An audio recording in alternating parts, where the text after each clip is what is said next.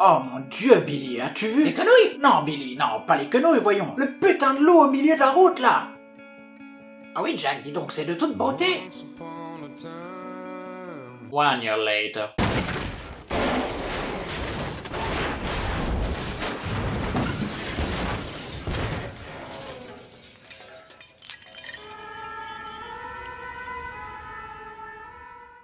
Hey, salut à tous les petits trolls et bienvenue dans ce nouveau Click and Troll où l'on va cette fois-ci s'intéresser à un SCP que vous me réclamez déjà depuis un bon moment et qui est effectivement extrêmement sympathique. Enfin, sympathique, c'est pas vraiment le bon terme.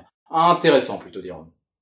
SCP-023, actuellement de classe clean mais dont une demande de reclassement en Keter a été déposée, serait un animal canin, plus particulièrement un loup d'environ 1,5 m, au pelage sombre et arborant 2 grands yeux d'une couleur rouge orangée et qui semblerait, après vérification, être totalement asexué. Et là bien sûr, une seule question, s'il est effectivement asexué comme précisé dans le rapport, est-ce que cela signifierait qu'il ne possède aucun organe génital? Et si c'est le cas, lui arrive-t-il d'aller pisser? Vous avez 2 heures. Ceci dit, et malgré son pelage choyeux qui pourrait donner l'envie à certains d'aller lui gratouiller le bidon, quoique moi, bon perso, si je me retrouvais face à un loup aussi beau soit-il, c'est pas forcément la première idée qui me viendrait, mais bon, après chacun son trip, il est strictement déconseillé de rentrer en contact avec l'entité, et ce, même en gardant une certaine distance de sécurité, puisqu'un simple contact visuel avec ce dernier suffirait à provoquer la mort du malheureux ayant croisé son regard, ou bien du moins d'un membre de sa famille, exactement 1 an après les faits.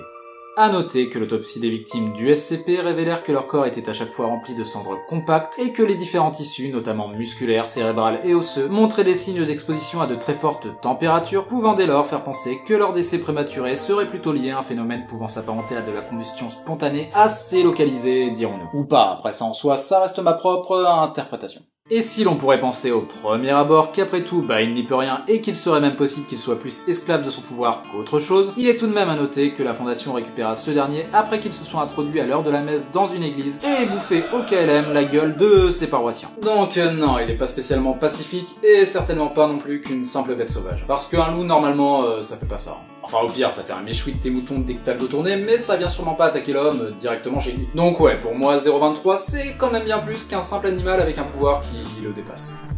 Mais bref. Suite à la découverte de l'entité, et dans le but d'annihiler définitivement son pouvoir, la Fondation, et plus particulièrement le docteur, optèrent pour une méthode que l'on pourrait qualifier de plutôt radicale, puisque celle-ci consistait en effet à lui retirer chirurgicalement les 2 yeux. Bon certes là ça devient assez dégueulasse, mais il y a de l'idée. Enfin, ça aurait pu marcher, quoi. Sauf que non. Mais genre vraiment pas même. Puisqu'en effet, juste après la dite intervention, l'entité créa une petite brèche de confinement en disparaissant purement et simplement de la salle d'opération. Et oui, là, ça mérite un petit jingle. Confinez tous, SCP. Oh oui, ça faisait longtemps.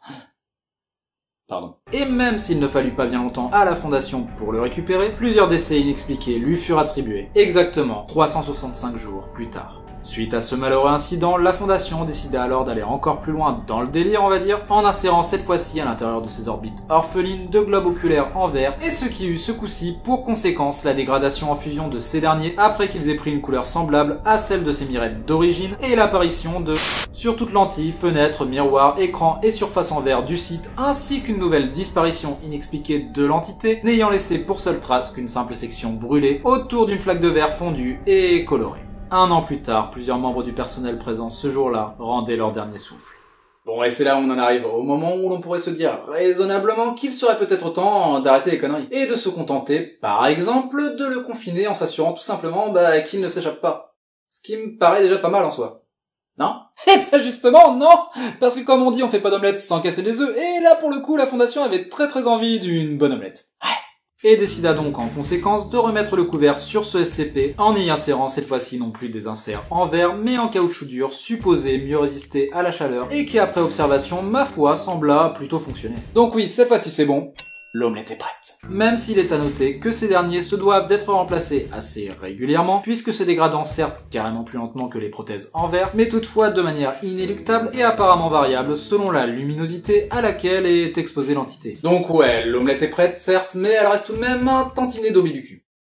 Un chouïa quoi. Enfin, et pour finir, pour ce qui est de son confinement, l'entité se doit d'être constamment surveillée à l'aide de caméras de sécurité, sans déconner j'ai envie de dire, et placée à l'intersection de 2 couloirs d'environ 3 mètres chacun, menant sur différentes portes dont cependant une seule d'entre elles déboucherait réellement quelque part. Bref, comme dit en début de vidéo, un SCP extrêmement intéressant. Et assez énigmatique en soi, parce que pour moi il reste quand même pas mal d'interrogations le concernant. Et notamment, que se passe-t-il si la personne ayant croisé son regard meurt avant échéance? Et quand je dis meurt, je veux dire de manière naturelle, enfin sans qu'on l'aide, si tu préfères. Parce que ça, pour le coup, la Fondation a déjà testé, et le résultat fut plutôt catégorique, on va dire. L'intégralité de sa famille est morte, quoi. Ouais, encore une belle expérience. Ceci étant dit, que se passerait-il maintenant si on imaginait que le mec mourrait d'un cancer par exemple? Est-ce que cela aurait pour conséquence d'annuler la malédiction, ou bien est-ce qu'un des membres de sa famille décéderait un an plus tard, comme prévu? Ou encore mieux, si le gars n'a justement pas de famille, genre parents décédés, pas de frères, pas de sœurs, ni oncle, ni tante, pas d'enfants bien sûr, ni cousins, ni cousines, enfin...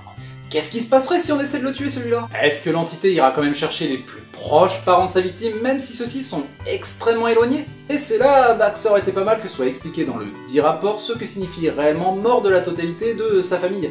Parce que ça s'arrête tout bordel! À mamie Ginette, au frère, à l'oncle, à l'arrière-petit-cousin qui habite à l'autre bout du monde? Oh! Je veux savoir moi! Merde!